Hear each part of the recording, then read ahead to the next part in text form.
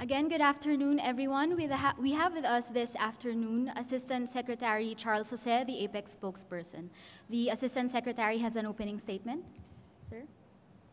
Yes, good afternoon, everyone. As our hosting year draws to a close, the Philippines is now preparing for the last leg of meetings leading up to the APEC Economic Leaders Meeting. Among these meetings are the concluding Senior Officials Meeting and the APEC Business Advisory Council Meeting, both of which open today. Also among these meetings are the APEC Ministerial Meeting to be held on November 16 and 17, and the CEO Summit, which will last from November 16 to 18. Including the delegations arriving next week, a total of around 7,000 foreign delegates are expected.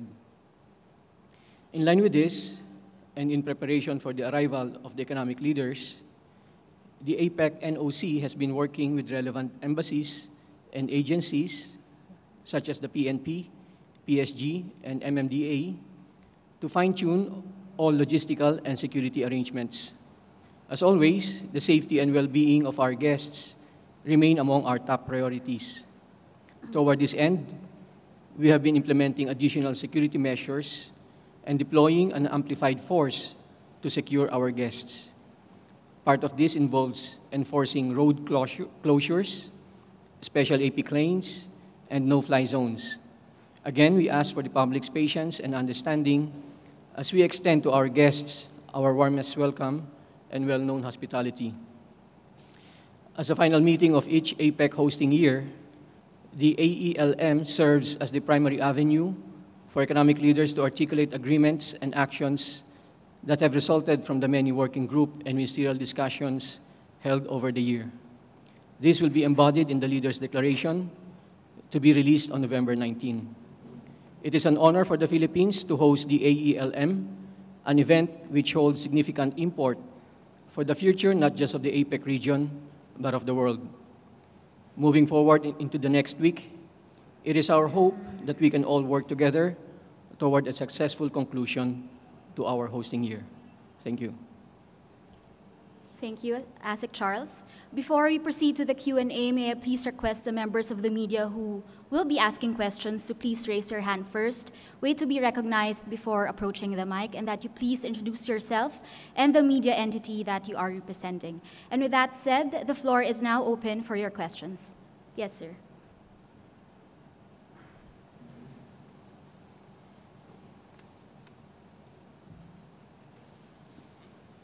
Good afternoon, Assistant Secretary Jose. Melo Acuña from China Radio International. I have three important points. Please tell us about the state of Philippines and Russia relations and that of Philippines and Indonesia, because we heard that Mr. Putin and Mr. Widodo will forego with APEC in Manila. Regarding the non-attendance of President Putin, President Vladimir Putin called President Aquino the other day to discuss matters related to Philippine-Russia bilateral cooperation and the participation of Russia in the APEC summit in Manila on November 18 and 19. The Russian delegation will be headed by Prime Minister Dmitry Medvedev. President Putin also discussed with President Aquino the reasons for his inability to attend the APEC summit. As to President Widodo, the Philippines is awaiting formal confirmation from the Indonesian government on their representative to the APEC Economic Leaders Meeting next week. Although we regret that President Joko Widodo would most likely be unable to attend the summit, the Philippines understands that pressing matters back home require his immediate attention. Thank you very much. In 1996, the Philippine government barred Dr. Jose Ramos Horta and Bishop Carlos Jimenez Bello from East Timor so as not to antagonize Indonesia. Do we have certain persons barred from entering the Philippines so as not to get the ire of some APEC countries? There is none, as far as I know. Okay. So there's no repeat of Jose Ramos Horta and Bishop Carlos Jimenez Bello? There's none. no such thing at, this year. Yeah. Thank you very much. Yes, sir.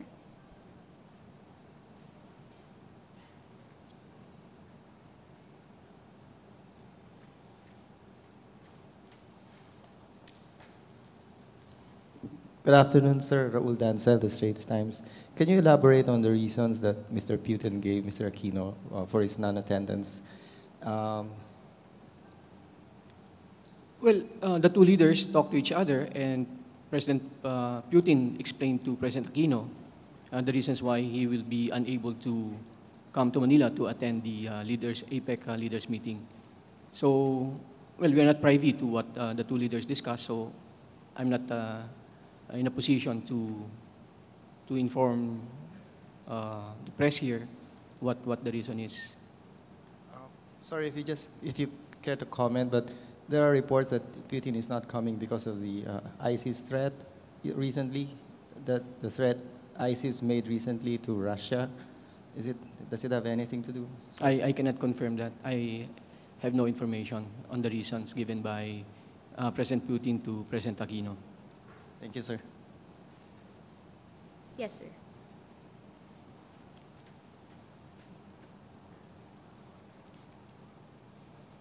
Good afternoon, Asec. Ron Kalunsad of Kyodo News.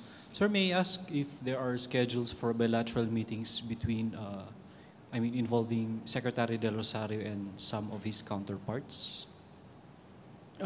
Yes, there are bilateral meetings between the Secretary Del Rosario and his counterparts.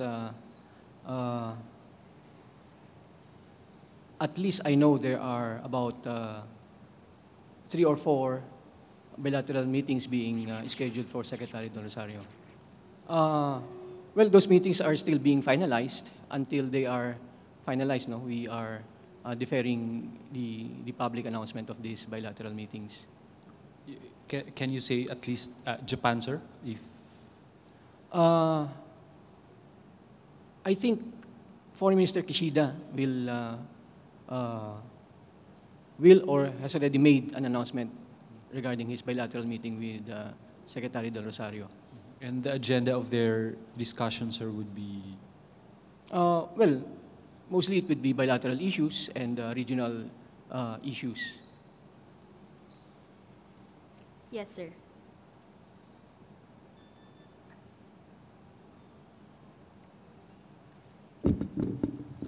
Hi, sir. Paterno S. Macal from Rappler. We have read reports that President Obama and the leaders of other TPP member countries are setting a meeting in Manila on November 18. How is the Philippines helping facilitate this meeting? Well, as you all know, the Philippines is not yet a member of TPP, so we are not involved in the reported meeting of TPP members. Can you confirm this, sir? Because we are not involved, no, so we don't have information whether or not this report is accurate. Sir, there's another report that President Obama will tour a maritime facility here in the Philippines on the 17th. How can you confirm this, sir? Well, as far as I know, the schedule is of all leaders is quite tight, no? I have not seen any in the leaders' schedule a activity that that can possibly held outside the meeting venues. Sir, one last follow-up question about the absence of the Russian president and the possible absence of the Indonesian president. We understand that they will send their deputies here. What are the things that an economic leader can do that their deputies, for example, their trade ministers, cannot do in the APEC summit? Like, for example, in terms of logistics, in terms of signing documents, in terms of protocol, what are the differences? Well, of course, like I said earlier, while we regret that the two leaders could possibly not be coming. Of course, we would have liked that all leaders would be able to come. At the same time, we look forward to welcoming their representatives, and we are confident that the participation of the representatives in the AELM will strengthen Philippine initiatives as hosts and also contribute to economic cooperation among the member economies under the ambit of APEC. Are there limits to what they can do, the deputies? Are there limits to what they can do as compared to economic leaders?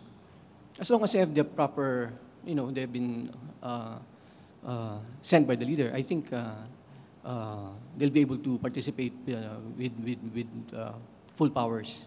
Okay, thank you, sir. Yes, ma'am. The lady in red. Yes, ma'am.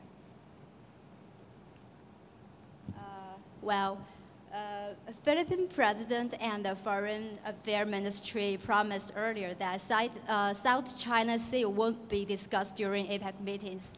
But earlier, the U.S. Department of State announced that this topic won't be excluded from discussion. So will South China Sea be discussed during APEC meetings or not?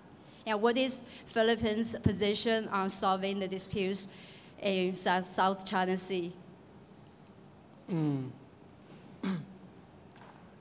Well, first, when Chinese Foreign Minister Wang Yi met with Secretary Del Rosario, Secretary Del Rosario said that we recognize that APEC is an economic forum and that the South China Sea issue is not included in the agenda. But at the same time, Secretary Del Rosario said that, of course, we have no control over what the other economic leaders would be raising during the leaders' retreat. As to the Philippine position on the South China Sea, our position remains unchanged. We believe that the core issue is China's claim that it has so-called indisputable sovereignty over almost the entire South China Sea as represented by the 9-dash line. And to our view, this claim is excessive, it is expansive, and it has no basis under international law, including UNCLOS. And if this claim is left unchallenged, the Philippines could lose about 80% of our EEZ. Another core issue is China's unilateral and aggressive actions in the South China Sea in her effort to enforce and assert her claim. And these actions are causing instability and undermining peace and stability in the region. At the same time, it affects the Philippines' ability to exercise our sovereign rights and jurisdiction over the maritime entitlements that we claim. So to address these core issues, the Philippines has resorted to arbitration. Because for us, arbitration is a universally recognized dispute settlement mechanism under international law, including UNCLOS. And it is a peaceful way, rules-based way to find an enduring solution to the overlapping maritime claims in the South China Sea. And as you all know, the Arbitral Tribunal has already ruled that it has jurisdiction over some claims that the Philippines has presented, and another round of oral arguments are scheduled to be held at The Hague starting November 24, and the Philippines is preparing to appear before the Arbitral Tribunal for its deliberation on the merits of the case. So, will the Chinese president and Philippine president hold a bilateral meetings during the APEC summit? During the visit here of Foreign Minister Wang, there was no indication from the Chinese side that they would like to have a bilateral meeting with the Philippines. But of course, we are not closing the door on that possibility, there could be an opportunity for the two leaders to have a, even maybe briefly, be able to talk to each other. The gentleman at the back, please.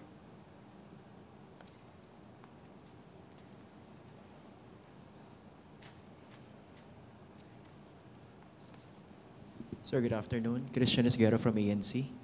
Sir, but do you consider China's behavior in the South China Sea as somehow counterproductive to APEC, at least in this part of the region? Well, of course, no. On the part of APEC, because we're promoting economic development, economic prosperity, and to be able to achieve that, we need peace and stability in the region. For the past maybe 2 decades, all the countries in the region have benefited from the peaceful environment and stable environment. So in our view, what is happening now in the South China Sea is causing instability and undermining peace and stability, which could have an impact on the development, economic development, and economic prosperity of the countries in the region. Sir, within APEC, how popular do you think this Philippine view on China's behavior is within APEC? Meaning, how many member economies do you think are supporting this position? Even if, of course, this is not the exact venue for this. But at least, how do they feel about this Philippine position? Well, for example, in ASEAN and the East Asia Summit, many members are also part of APEC. For example, during the last East Asia Summit in Kuala Lumpur, ministerial meeting, ministerial level, last August, I think many EAS countries have expressed concern over developments in the South China Sea, and they're concerned with the peace and stability in the region. And of course, like I said earlier, this could impact trade, investment, and the overall environment conducive for economic development and prosperity. Thank you, sir. Do we have any more questions? Yes, sir.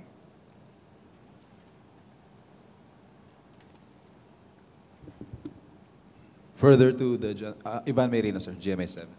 Further to Mr. Esguerra's question, what is the Philippines' position on the U.S.? Well, reports have it that just 2 days ago, 2 B-52s flew over the artificial islands built by China. Does the Philippines maintain that this is not, well, China called this provocative. So in the context of APEC, how will this affect the talks in the meetings? Well, I cannot comment on that report because we have not independently verified that report. So at this point, we reserve comment on that. Yes, ma'am.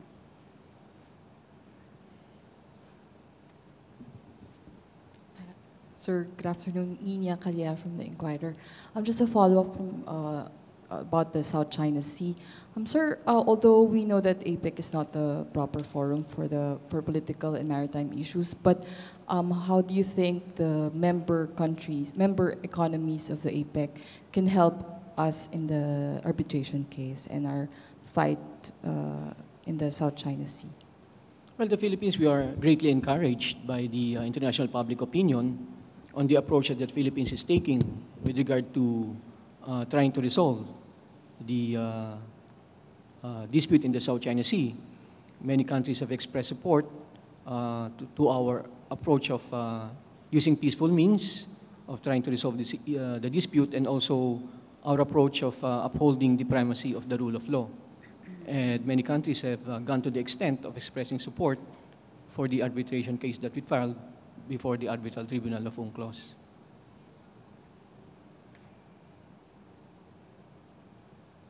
We have time for one more question.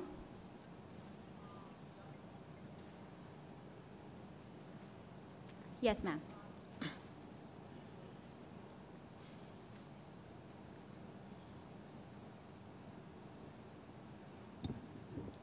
Ellen Cruz of Tokyo Shimbun. Good afternoon, sir. Sir, we understand that today there will be a senior officials meeting for APEC, and then tomorrow. What will be the agenda and the outcome, the expected outcome of the meeting? Well, the senior officials have been meeting throughout the year. They've already held, prior to this concluding SOM, 3 previous meetings, the informal SOM and SOMs 1, 2, and 3. So it's a year-long preparation for this AELM. And of course, the senior officials are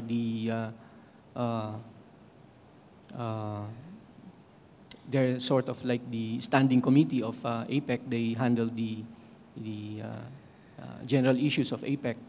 And the concluding SOM, they'll be trying to wrap up everything that they were able to accomplish during the year, all the understanding and agreements. They will try to package this and present to the ministers during the AMM. And of course, in turn, the ministers will present this to the leaders. Oh, so we would like to thank the Assistant Secretary for taking the time to speak with us this afternoon, and to everyone for your participation. This concludes our press briefing. Thank you and good day.